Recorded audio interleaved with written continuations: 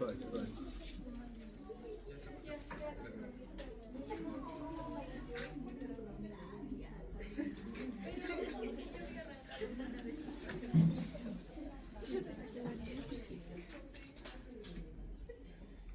Buenas tardes. El día de hoy vamos a hablar de cáncer de riñón y de cáncer de vejiga. Ya en esta primera parte vamos a hablar de cáncer renal. Bueno, primero en cuanto a la epidemiología, ambos cánceres son más frecuentes en el varón. En este es un poco menos la incidencia, es 2 a 1. En el de vejiga es 3 a 1. Es de 4 a 5 casos por 100.000 habitantes, 3% de todas las neoplasias del adulto. El pico de frecuencia, siempre recuerden epidemiológicamente, va entre 60 a 75 años. Y usualmente el diagnóstico es incidental, ¿ya? Es por imagen. En cuanto a los factores de riesgo, también esto siempre tenganlo presente: el tabaquismo a la cabeza, obesidad, hipertensión. También tiene factor ocupacional, sobre todo por los solventes clorados, el asbesto, el cadmio y el tricloroetileno. Y otros factores de riesgo donde destacan enfermedad renal crónica, poliquistosis renal, diabetes mellitus, consumo de aire de manera crónica, riñón en herradura. También tiene componente familiar de línea directa y factores genéticos, ¿ya? Entre el que destaca el síndrome de von Hippel-Lindau, esclerosis tuberosa y los otros dos que son un poco más raros, ¿ya? En cuanto a la clínica, usualmente son asintomáticos, por eso es que el hallazgo, el diagnóstico es incidental. Un 60% de todos los cánceres es de manera diagnóstica incidental, solo un 6 al 10% hacen la tríada clásica, ¿ya?, del cáncer de riñón, que es dolor en el costado o en la fosa lumbar, presencia de hematuria y masa palpable, ¿ya? Académicamente esta triada es conocida, pero en la vida real es muy rara que se presente, ¿ya? 6 a 10% de los casos. Luego, de acuerdo al tamaño, puede haber obstrucción de la vena cava inferior, así que hace la clínica recuerden, de varicocele derecho. ¿El varicocele es más común en qué lado? Izquierdo, ¿ya? Por el drenaje venoso. Cuando hay en el lado derecho hay que siempre sospechar de alguna masa intraabdominal. Y bueno, también puede ser por síndrome de cava inferior, edema de miembros inferiores. Si es que hace metástasis, puede dar dolor óseo, tos persistente, adenopatías, sudoración nocturna, fiebre, pérdida de peso, hemorragia perirenal, etc. Y también recuerden que este tumor renal o cáncer renal es el tumor del internista o síndrome del internista, porque hace bastantes síndromes paraneoplásicos que los vamos a ver más adelante, ¿ya? Justamente, síndromes paraneoplásicos son más comunes en enfermedades metastásicas. Lo he dividido por porcentajes. En primer lugar, la BCG va a estar elevada por aumento de la eritropoyetina. Puede haber hipertensión por aumento de la renina. Un 36% puede haber anemia, puede haber caquexia, fiebre. Este síndrome puede ser preguntable, síndrome de Stauffer, que es elevación de las enzimas hepáticas sin presencia de metástasis, ¿ya? Hipercalcemia, que puede, en la clínica, hiperreflexia, osteoteninosa, fatiga, náuseas. También puede haber policitemia, neuromiopatía y finalmente en menos del 1% amiloidosis, ¿ya? Recuerden el síndrome de Stauffer, ¿ya? Entonces, ¿qué hacemos si es que hay alguna masa sospechosa, ¿no?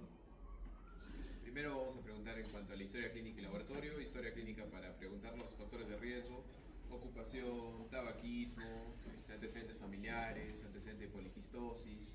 Laboratorio por los síndromes paraneoplásicos. Evaluación radiográfica es un fuerte predictor de malignidad, ¿no? A medida que el tamaño es más grande, el diámetro es más grande, la tumoración tiene peor pronóstico. Ecografía sirve para ver sobre todo si es masa renal versus quística. Vamos a ver una clasificación de Bosniak, que también, mientras más sólida sea la lesión, obviamente la tumoración es más maligna. La tomografía es el gold estándar. Recuerden que para toda tumoración, para todo tipo de cáncer, es con contraste, ¿ya? Urotem con contraste. La resonancia magnética es segunda opción, siempre y cuando no se pueda hacer la tomografía o hay alergia al contraste. La angioresonancia para ver trombos en el sistema venoso. Radiograma isotópico si es que quieren evaluar la función de ese riñón. TAC torácica sobre todo para ver metástasis, igual que la gamografía.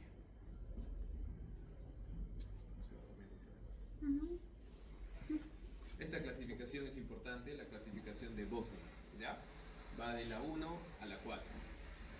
La 1 se los he enmarcado: hay ausencia de calcio, ausencia de los septos, En Bosniak-DOC ya puede aparecer algunos septos leves, presencia de calcificaciones, como estamos viendo en la imagen. En el Bosniak 2F ya el grosor es un poco más fino, puede haber un mínimo engrosamiento, calcios más septos. Y acá lo importante es ver la malignidad, ¿no? Si es un Bosniak 1 o 2, al 99% son benignos, es decir, el paciente puede sobrevivir con ello, ¿ya? Salvo la lesión sea muy grande, más de 8 centímetros, se puede retirar, o si ya le está generando molestias, se opera. Pero si no, solo se vigilia. Hasta el 2F, que un 95% es benigno. Ya cuando entramos al 3 o 4, ya entra para cirugía. El Bosniak 3, ya los tabiques son mucho más engrosados, y es mitad-mitad, 50% suele ser benignos, 50% malignos. Entonces hay que ver de acuerdo a las comorbilidades del paciente, de acuerdo a la edad, para ver si se opera o no. Y un Bosniak 4 sí o sí entra a sala porque alrededor del 99%, 95-100% son malignos. Y aquí lo que característico es, aparte de las paredes engrosadas, es que hay nódulos en su interior, ¿ya? Acá tenemos una imagen primero de ecografía y una imagen tomográfica. En la primera imagen es de ecografía, que se está comparando con la de la tomografía, donde estamos viendo un Bosniak 4, ¿ya? Por la presencia sobre todo de la nodulación. Está viendo aquí, en su interior, ¿ya? La primera es una resonancia que está viendo invasión del sistema venoso, y bueno, también en la otra trombos también en la zona de la pelvis, toda la tumoración renal. En cuanto a la biopsia renal, es muy limitado su uso, usualmente no se realiza, no se aplica. El diagnóstico es imagenológico y va a tratamiento quirúrgico, ¿ya? Solo hay determinadas circunstancias donde se puede realizar, que es mínimas, ¿ya? La guía europea indica que si es que hay duda radiológica, se puede realizar un diagnóstico histológico. Si es una masa muy pequeña, también se puede realizar para ver si es que se opera o no. Si es que es una tumoración muy grande, para ver el tratamiento ablativo, o también para ver el tratamiento de quimioterapia o de inmunoterapia, de acuerdo a la estirpe histológica, si es que ya hay metástasis. Contraindicación, coagulopatía no corregida, y usualmente no se realiza, ¿ya? La gradación de Fuhrman sirve para ver el tipo de la célula de cada tumoración renal. Obviamente, mientras más diferenciada sea, peor pronóstico va a tener. Mientras mayor sea el tamaño del núcleo, peor pronóstico. Mientras más diferente, va a tener mayor malignidad, ¿ya? No es necesario que lo aprenda. En cuanto a los tipos histológicos, esto sí, recuerden que el más frecuente son el de células claras, ¿ya? El 95%. Los otros dos son papilar y cromófago, e incluso hay más estirpes histológicas que no vale la pena mencionarlos, ¿ya? Son mínimos. Papilar puede ser de tipo 1 o tipo 2. Recuerden que el de tipo 2 es el de peor pronóstico, ¿ya? El de tipo 1 es el de mejor pronóstico de los papilares. Y cromófago, el origen es de distal colector, bajo potencial maligno, el de células claras moderado. Recuerden que el papilar y células claras provienen del túbulo proximal, ¿ya?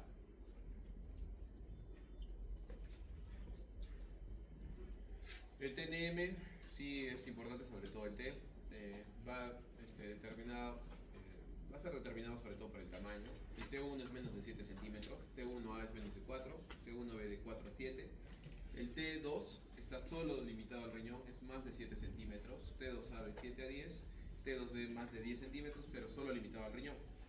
El T3 ya invade sobre todo el sistema venoso. El T3A macroscópicamente la vena renal, T3B ya la vena cava por debajo del diafragma, y T3C por encima del diafragma la vena cava. Y T4 ya es querota o cualquier órgano contigo, ¿no? Por ejemplo, glándula suprarrenal.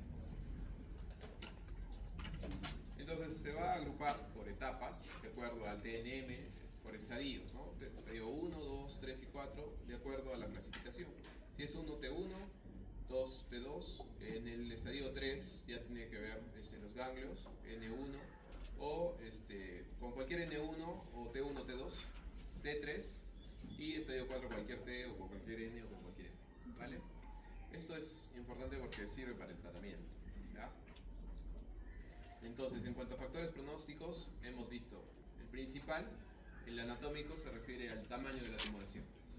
En histológico hemos visto que el papilar tipo 2 es el de peor pronóstico. Clínico, si tiene síndromes paraneoplásicos, lo más probable es que ya tenga metástasis de la tumoración renal. y anatomía patológica, sobre todo por la gradación de Furk, ¿ya? En cuanto al pronóstico. Entonces, por etapas, el cáncer renal principal que tienen que llevarse a casa es de que es la nefrectomía. Lo que tienen que diferenciar es cuándo hacer una parcial y cuándo hacer una radical. Hay una diapositiva posterior a ello que vamos a ver cuándo se puede aplicar una nefrectomía parcial, ¿ya? Sobre todo tiene que ver mucho con el tamaño. Entonces, en cualquier estadio, hasta la etapa 3, se puede aplicar la nefrectomía. Ahora, hay circunstancias, como por ejemplo una persona mayor que de repente tenga una tumoración muy pequeña de 2 centímetros, no vale la pena operarlo, simplemente solo vigilarlo, ¿no? A eso va la vigilancia activa o quizás técnicas ablativas que puedan ayudar a no abrirlo al paciente, ¿no? Ni con la paroscopía ni con técnica abierta, ¿no? Entonces, ¿cuándo hacer una indicación de nefrectomía parcial? Un tumor unilateral, usualmente en T1A, que es menos de 4 centímetros, que sea quizás monorreno, que tenga insuficiencia renal concomitantemente, o que quizás tenga masa renal de manera bilateral, en ambos riñones, o que tenga riesgo relativo de hacer enfermedad renal crónica, de repente una persona diabética, o que ya la creatinina está en el tope, ¿ya? Entonces en ellos sí vale la pena hacer una nefrectomía parcial, ¿ya? Esta es una escala en cuanto a para realizar la nefrectomía. Mientras la posición esté un poco más difícil, va a tener más puntos, entonces va a ser más compleja la cirugía. La R se refiere al radio, es decir, al tamaño tumoral. Como les mencioné, menos de 4 puntos es lo ideal, va a tener un punto. Mientras más grande sea, más complicado. Mientras esté más afuera del riñón, es más fácil de operar, que a diferencia que esté más pegado a la pelvis. También, mientras esté el diámetro de la tumoración, luego si está anterior o posterior, o si está ubicada por encima del diafragma o por debajo del diafragma, también tiene diferencia, ¿no? Si está por debajo es más fácil en polo inferior que en polo superior. Y eso les da un puntaje y va a depender eso para la complejidad de la cirugía, para que ustedes objetivamente puedan explicar al paciente la dificultad de la cirugía o de la nefrectomía parcial, ¿ya? Luego hay ciertos modelos de riesgo que son como calculadoras para evaluar el riesgo para el tratamiento de este paciente, que combina tanto laboratoriales con los signos clínicos, ¿ya?